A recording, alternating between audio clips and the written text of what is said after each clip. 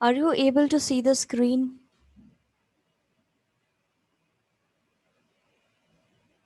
Yes, ma'am. Okay.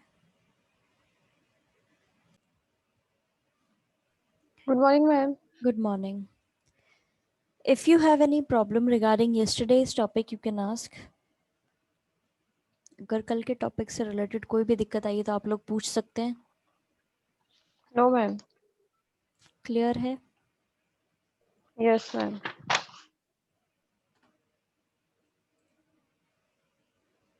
Okay. कल हमने पढ़ा था कि किस तरीके से हमारी लास्ट लाइन ये थी कि किस तरीके से ये जो फल फूल रहे थे अर्बन और इंडस्ट्रियल सेक्शन, ये किसके क्या कीमत चुकानी पड़ रही थी? फार्मर्स और रूरल पॉपुलेशन को इसकी कीमत चुकानी पड़ रही थी, क्योंकि उनकी तरफ बिल्कुल भी डेवलपमेंट नहीं हो रहा था.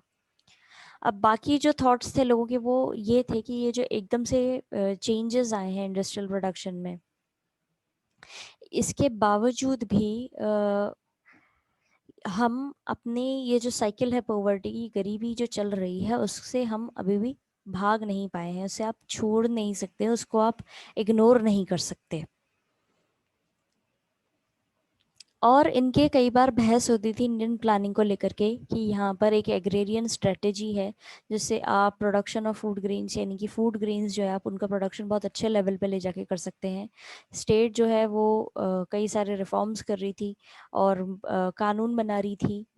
डिस्ट्रीब्यूशन जो है रिसोर्सेज का वो प्रॉपर तरीके से कर रही थी. लैंड रिफॉर्म्स हो रहे थे, यानी लैंड बांटा जा रहा था प्रॉपर तरीके से. रिसोर्सेज बांटे जा रहे थे गरीब लोगों को और विलेजर्स को. ठीक है. और एक कई सारे प्रोग्राम्स भी जो है वहाँ पर चलाए गए थे उस समय में, और उनमें एक था कम्युनिटी डेवलपमेंट. और वो किस लिए थे? कम्युनिटी डेवलपमेंट के लिए थे, जहाँ पे बहुत ज़्यादा अमाउंट में इरिगेशन प्रोजेक्ट्स जो हैं वो शुरू हो रहे थे. अब ये ऐसा क्यों कहा जा रहा था कि यहाँ पर ये एग्रेरियन बेस्ड होनी चाहिए? जैसे हमने पहले भी पढ़ा था और कल भी जाना था कि हमारी कंट्री के अंदर सबसे बेसिक चीज़ खेती बाड़ी है, एग्रीकल्चर है. अगर अगर आप उसको ही सपोर्ट नहीं करोगे तो आगे जा करके कैसे आपकी जो प्रोडक्शन है वो होगा? और जो आपकी पॉपुलेशन इंक्रीज हो रही है उसको आप कैसे खिलाओगे? कई सारी चीज़ें थी.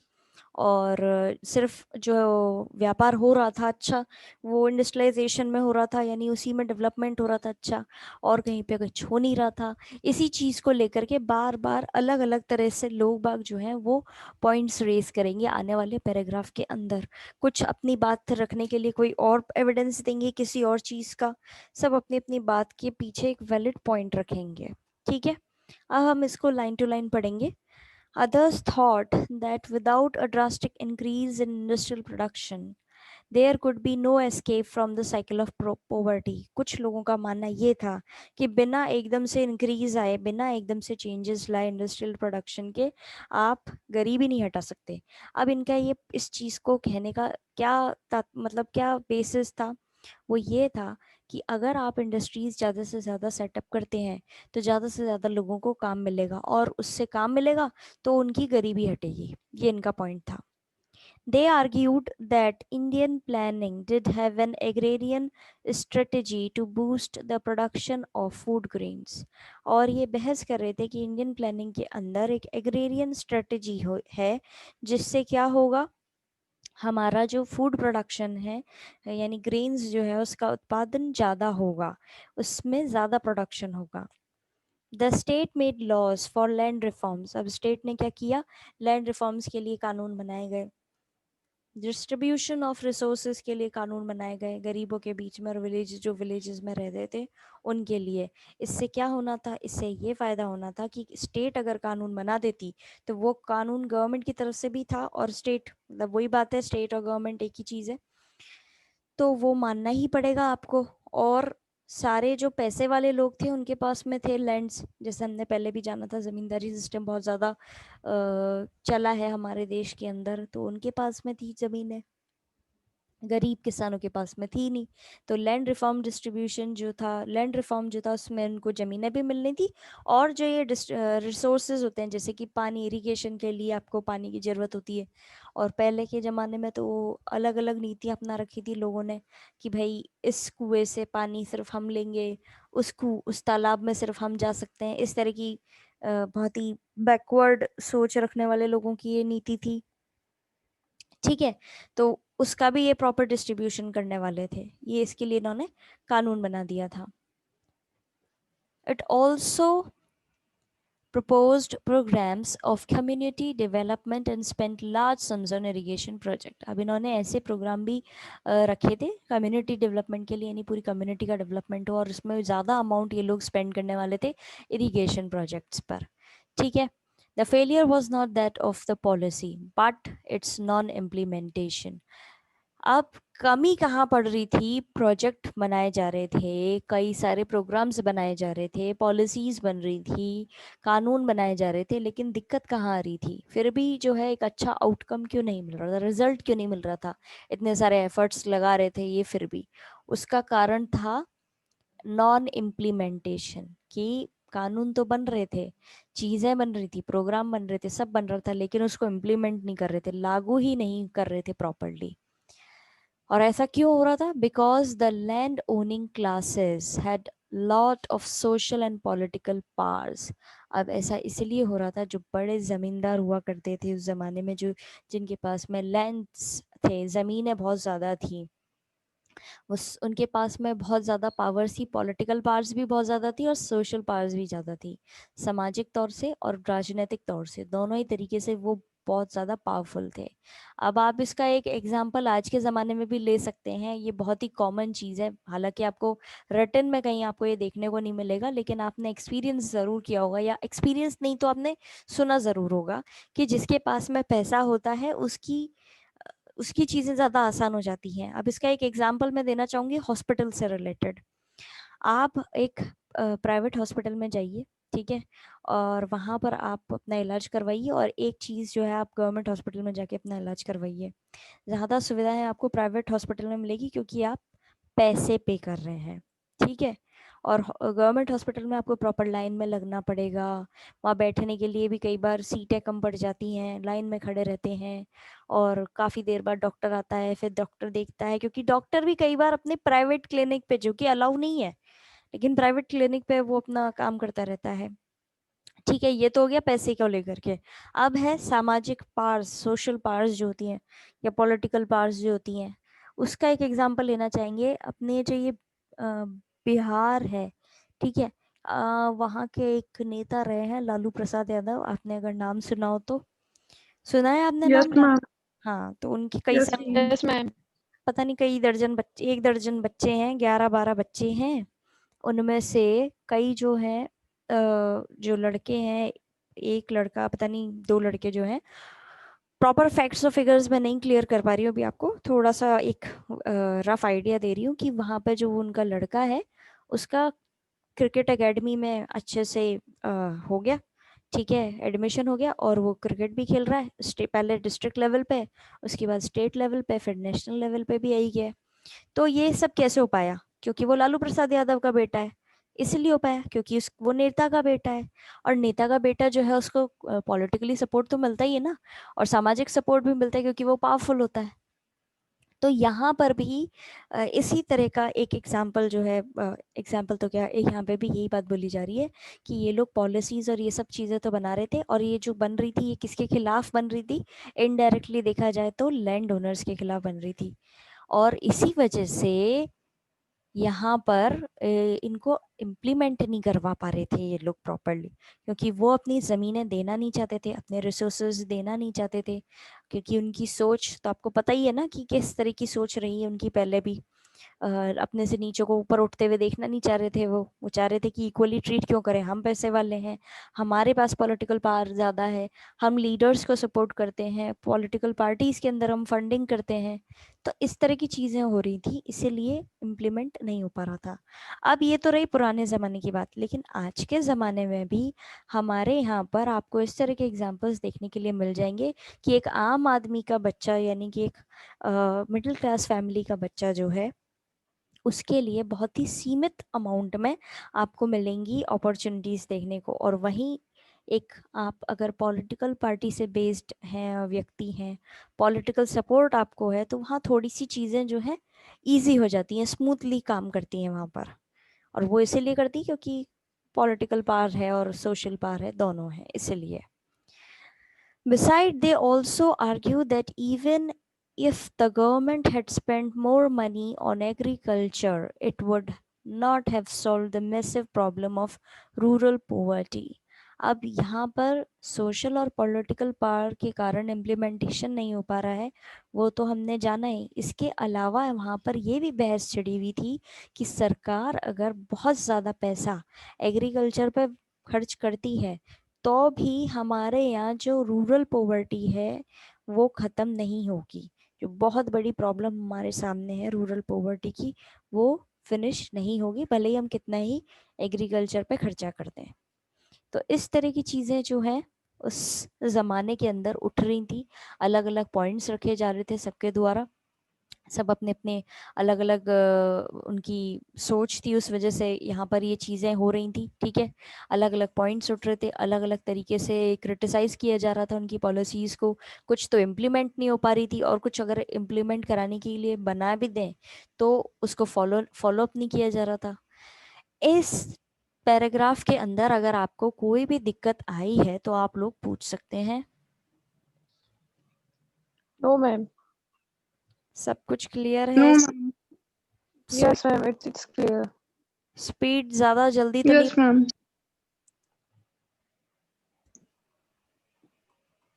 ओके अब है पब्लिक वर्सेस प्राइवेट सेक्टर। यहाँ पर आप इस नाम से ही समझ सकते हैं लेफ्ट और राइट जो है वो आमने सामने है एक तरीके से, क्योंकि हमने ऊपर भी पढ़ा था कि एक साइड जो है, एक विंग जो है, वो सिर्फ ये चाह रही थी कि प्राइवेटाइजेशन कर दो हर चीज़ का, प्राइवेट सेक्टर को दे दो, इकोनॉमी जो है वो प्राइवेट सेक्टर के पास में होनी चाहिए, उसमें गवर्नमेंट का कोई इंटरफेरेंस नहीं होना चाहिए। और दूसरी तरफ जो लोग थे वो सपोर्ट कर रहे थे दूसरी विंग के कि आप प्राइवेटाइजेशन ना करके पब्लिक जो है उसको पब्लिक सेक्टर को सारी चीज़ें दे दो और वो ज़्यादा अच्छे से इम्प्रूवमेंट करेंगे। लेकिन हमारा जो देश था उसके अंदर ना तो एक विंग को सपोर्ट किया गया पर्टिकुलरली, दोनों ही को साथ में लेके चला गया और दोनों ही तरह की बातें यहाँ पे की गई, यानी कुछ चीज़ें प्राइवेट सेक्टर को दी गई और कुछ चीज़ें जो है पब्लिक सेक्टर को दी गई, और ये बन गई एक मिक्स्ड इकोनॉमी। इसको टर्म दी गई क्या? Mixed economy. इस पैराग्राफ में, इस टॉपिक के अंदर हम यही पढ़ेंगे कि हमारा डेवलपमेंट का जो रास्ता था वो पूरी तरीके से कैपिटलिस्ट मॉडल को फॉलो भी नहीं कर रहा था और सोशलिस्ट जो सोशल मॉडल था उसको भी फॉलो नहीं कर रहा था। ये लेकर के चल रहा था दोनों को। कुछ चीज़ें कैपिटलिस्ट की थी और कुछ चीज़ें जो है सोशलिस्ट मॉडल की थी। कुछ चीज़ें हमारे पब्लिक सेक्टर से ली गई थी, कुछ दी गई थी उनको, और कुछ जो है प्राइवेट सेक्टर को दी गई थी, जिससे सबका भला हो, ये इसीलिए किया गया था। जो हमारे यहाँ पे हैवी इंडस्ट्रीज लग रही थी, जो हमारे यहाँ पे अलग बड़ी बड़ी ट्रेड और इंडस्ट्रीज सेटअप हो रहे थे वहाँ पर उस समय में, वो प्राइवेट के हाथों में था। और कुछ जो है चीज़ें थी जैसे कि एग्रीकल्चर हुआ या कोई प्रॉपर किसी बड़े अमाउंट के लिए हमें इन्वेस्टमेंट चाहिए तो वो अधिकतर पब्लिक सेक्टर के हाथ में थी। अब हम इसको लाइन टू लाइन पढ़ेंगे। India did not follow any of the two known paths to development. It did not accept the capitalist model of development, in which development was left entirely to the private sector, nor did it follow the socialist model, in which the private property was abolished and all the production was controlled by the state. India ने दो रास्ते जो थे development के, उनमें से किसी एक रास्ते को ना चुन करके दोनों रास्तों को चुना था। और पहले रास्ते में जिसे हम पढ़ रहे हैं कैपिटलिस्ट मॉडल, ना तो उन्होंने पूरी तरह से कैपिटलिस्ट मॉडल जो है उसको अपनाया था, जहाँ पर डेवलपमेंट का मतलब था कि सारी चीज़ें लेफ्ट यानी कि पूरी तरीके से प्राइवेट सेक्टर को चली जाए। ठीक है, पूरी तरीके से सारी चीज़ों का लेखा जोखा जो मतलब सारा चीज़ों का जो भार है वो प्राइवेटाइजेशन में चला जाए। और nor did it follow the socialist model, और ना ही इन्होंने पूरी तरह से सोशलिस्ट मॉडल अपनाया था जिसमें प्राइवेट प्रॉपर्टी को बिल्कुल अबॉलिश यानी बैन ही कर दिया गया था और सारी चीज़ें जो है वो स्टेट के खिलाफ, सॉरी स्टेट के खिलाफ नहीं, स्टेट के कंट्रोल में छोड़ दी जाए, ऐसा भी नहीं किया था इन्होंने। ठीक है, तो हमारा जो कैपिटलिस्ट मॉडल है उसके अंदर क्या होता है, सारी चीज़ें प्राइवेट सेक्टर को चली जाती हैं। और जो हमारा सोशलिस्ट मॉडल है उसमें क्या होता है, सारी चीज़ें जो है वो स्टेट को चली जाती हैं, गवर्नमेंट को चली जाती हैं, और प्राइवेट प्रॉपर्टी को बिल्कुल मना कर दिया जाता है कि प्राइवेट प्रॉपर्टी आप नहीं ले सकते या प्राइवेट सेक्शन को आप कुछ नहीं दे सकते। ठीक है, elements from both these models were taken and mixed together in India। अब दोनों ही मॉडल से एलिमेंट्स लिए गए हैं, कुछ कुछ फीचर्स लिए गए हैं और उससे बनाई गई है दोनों को मिक्स करके हमारी Indian economy. That is why it was described as mixed economy, इसीलिए इसको बोला जाता है क्या, मिक्स्ड इकोनॉमी। अब है much of agriculture trade industry were left in private hands. काफ़ी ज़्यादा एग्रीकल्चर ट्रेड और इंडस्ट्री जो है वो प्राइवेट हैंड में था, यानी प्राइवेट हाथों में था लोगों के। द स्टेट कंट्रोल्ड की heavy industries, provided industrial infrastructure, regulated trade and made some crucial interventions in agriculture। ध्यान दीजिएगा, यहाँ पर इस लाइन में बोला जा रहा है कि कई सारा एग्रीकल्चर ट्रेड और इंडस्ट्री जो है प्राइवेट हाथों में था। ठीक है, प्राइवेटाइजेशन में था लेकिन स्टेट जो है वो कंट्रोल कर रही थी बड़ी बड़ी इंडस्ट्रीज और प्रोवाइड करवा रही थी इंफ्रास्ट्रक्चर। इंडस्ट्री बेस का मतलब इंडस्ट्री को लगाने के लिए प्रॉपर क्या आपको फॉलो करना चाहिए इंफ्रास्ट्रक्चर को सेट करने के लिए, वो ये प्रोवाइड करा रहे थे। और ये ट्रेड भी कर रहे थे, व्यापार भी कर रहे थे, और कुछ क्रूशल इंटरवेंशंस यानी कुछ क्रूशल चीज़ों का डिसीजन जो है ये इंटरफेयर कर रहे थे किसमें, एग्रीकल्चर में। पूरी तरीके से इन्होंने प्राइवेट हाथों में नहीं दिया था। इस पैराग्राफ में अगर आपको कोई भी चीज समझ में नहीं आई है तो आप लोग पूछ सकते हैं। No, ma'am, it is clear. Yes Ma'am, ma'am, from the much of the agriculture. From the first From, ma'am, I'm sorry, much of the agriculture. I am not getting your voice properly. Last 3 lines okay, much for, okay okay okay. Yes, अब yes, ma'am. कई ज्यादा इसमें देखो much of agriculture का मतलब यहाँ पे है, यहाँ पे क्या दोनों ही बातें चल रही हैं क्योंकि हमारा मिक्स्ड इकोनॉमी है ना, किसी एक प्रॉपर सेक्टर के पास में हमने पूरी तरफ चीज नहीं छोड़ी है। ठीक है, हमने कुछ चीज़ें प्राइवेट को दी हैं, कुछ प्राइवेट हाथों में एग्रीकल्चर ट्रेड और इंडस्ट्री दिया है, और कुछ चीज़ें जैसे बड़ी बड़ी हैवी इंडस्ट्रीज होती है। अब इंडस्ट्रीज भी दो तरह की होती है, कुछ स्मॉल स्केल इंडस्ट्रीज होती हैं, कुछ बड़ी इंडस्ट्रीज होती हैं। तो छोटी छोटी इंडस्ट्रीज जो थी वो प्राइवेट के हाथों में थी, और कुछ बड़ी इंडस्ट्रीज जो हैं वो स्टेट यानी गवर्नमेंट के हाथों में थी, पब्लिक सेक्टर में थी। और जहाँ जहाँ पे ज़रूरत पड़ती थी वहाँ वहाँ पर ये जो स्टेट थी यानी जो हमारी गवर्नमेंट थी, जो पब्लिक सेक्टर था, वो इंटरवेंशंस इन एग्रीकल्चर यानी कुछ कुछ इंटरफेयर करती रहती थी वहाँ पर एग्रीकल्चर के बेसिस में भी। तो कहने की बात यहाँ पे सिर्फ ये है कि कुछ एग्रीकल्चर ट्रेड इंडस्ट्री प्राइवेट के हाथों में थी और कुछ एग्रीकल्चर ट्रेड और इंडस्ट्री जो है वो पब्लिक के हाथों में थी, मतलब पब्लिक एज इन गवर्नमेंट के और स्टेट के हाथों में थी। समझ आया? Okay, ma'am. अब देखो इसका मैं एक और Yes, ma'am. एग्जांपल दे देती हूँ आपको। इसमें ये कहना क्या चाह रहे हैं, अब जैसे हमारा आज के ज़माने में आप देखेंगे तो हमारे यहाँ पे गवर्नमेंट स्कूल भी होते हैं और प्राइवेट स्कूल भी होते हैं। ठीक है, तो ये एक अच्छा एग्जाम्पल है दोनों का ही कि दोनों को अलाउ किया गया है। कुछ आप पूरी तरीके से एक ही नहीं कि आप स्कूल लगाओगे तो सिर्फ जो है वो गवर्नमेंट के स्कूल ही लगेंगे, गवर्नमेंट ही खोलेगी स्कूल, गवर्नमेंट कॉलेज खोलेगी। ठीक है, ऐसा नहीं है।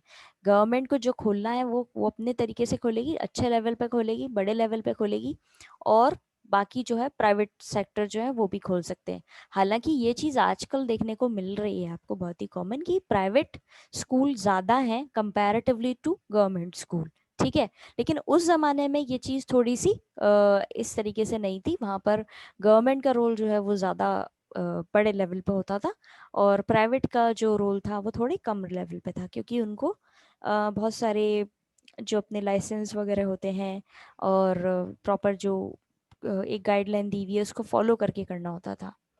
ठीक है, अब समझ आया? Yes, ma'am. ओके, अब है mixed model. Thank you, ma'am. Welcome. अब यहाँ पर क्या हो रहा था, अब जैसे हर चीज़ के एडवांटेजेस होते हैं तो उसके साथ में कुछ डिसएडवांटेजेस भी होते हैं। हर चीज़ के जैसे कि कुछ फ़ायदे हैं, कुछ नुकसान हैं, कुछ उसके फ़ायदों को लेकर के उसकी अप्रिसिएशन किया जाएगा तो उसकी नेगेटिव पॉइंट्स को लेकर के उसको क्रिटिसाइज भी किया जाएगा। अब हमने मिक्स्ड मॉडल अपना तो लिया था, लेकिन ये मिक्स्ड मॉडल जो है वो ओपन था कि हाँ ठीक है, आपको क्रिटिसिज्म करना है लेफ्ट या राइट, जॉन दोनों ही प्राइवेट या पब्लिक सेक्टर को, तो आप क्रिटिसाइज भी कर सकते हैं। ओपन टू क्रिटिसिज्म का मतलब ही यही होता है कि आपको मना ही नहीं है, अगर आपको कोई चीज़ नहीं लग रही है प्रॉपरली तो हम उसको मान लेंगे। ओपन था ये क्रिटिसिज्म के लिए। अब क्रिटिक्स जो है कई बार आर्ग्यू करते थे, यानी कि बहस करते थे, सवाल उठाते थे कि प्लानर्स ने अच्छी चीज़ें प्रोवाइड नहीं कराई है प्राइवेट सेक्टर को, उनको प्रॉपर ग्रोथ करने के लिए उनको मौके नहीं दिए जा रहे हैं।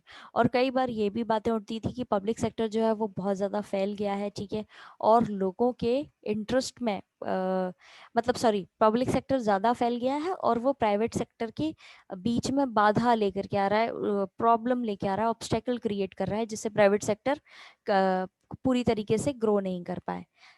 तो यहाँ पर इस तरह की चीजें जो हैं वो सुनने को मिल रही थी आपको, ठीक है। A mixed model like this was open to criticism from both the left and the right. ये मिक्स्ड मॉडल जो है वो ओपन था कि आपको खुल के करो, आलोचना करनी है तो आप कर सकते हैं, बता सकते हैं, ठीक है। Critics argued that the planners refused to provide private sector and enough space and the stimulus to grow. अब क्रिटिक्स जो हैं वो आर्ग्यू कर रहे थे प्लानर्स ने लेकर के कि प्लानर्स ने प्रॉपर प्राइवेट सेक्टर को क्या इनफ स्पेस, एक तो प्रॉपर उनको मौके नहीं दिए जा रहे हैं, उनको स्पेस नहीं दी जा रही है, and stimulus to grow. Stimulus to grow का मतलब यहाँ पर ये है कि आपको प्रॉपर चीज़ें प्रोवाइड नहीं कराई जा रही हैं, प्रोत्साहन नहीं दिया जा रहा है ग्रो करने के लिए।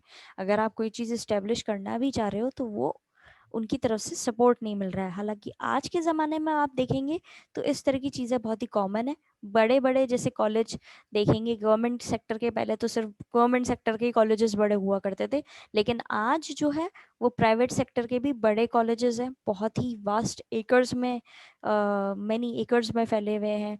और साथ ही साथ वहाँ पे एडवांस टेक्नोलॉजी है, आपको नई टेक्नोलॉजी के साथ में पढ़ाया जा रहा है। इस तरह की चीज़ें आज के ज़माने में कॉमन है, लेकिन उस ज़माने में ये लोग स्ट्रगल कर रहे थे इस चीज़ को लेकर के। समझ में आई ये 3 लाइनें? Yes, ma'am. ओके, सो अब मैं आपको अपनी नेक्स्ट क्लास के लिए लिंक भेज रही हूँ। That's all for today. आज हम इतना ही पढ़ेंगे। आप अपनी प्रॉब्लम्स कल की क्लास के लिए इकट्ठा कर सकते हैं। अगर आपको कोई भी दिक्कत आई हो तो कल क्लास की शुरुआत में ही हम आपकी प्रॉब्लम सॉल्व कर देंगे। Okay okay ma'am. Okay, ma'am. Okay, Thank you, ma'am. Welcome बच्चों।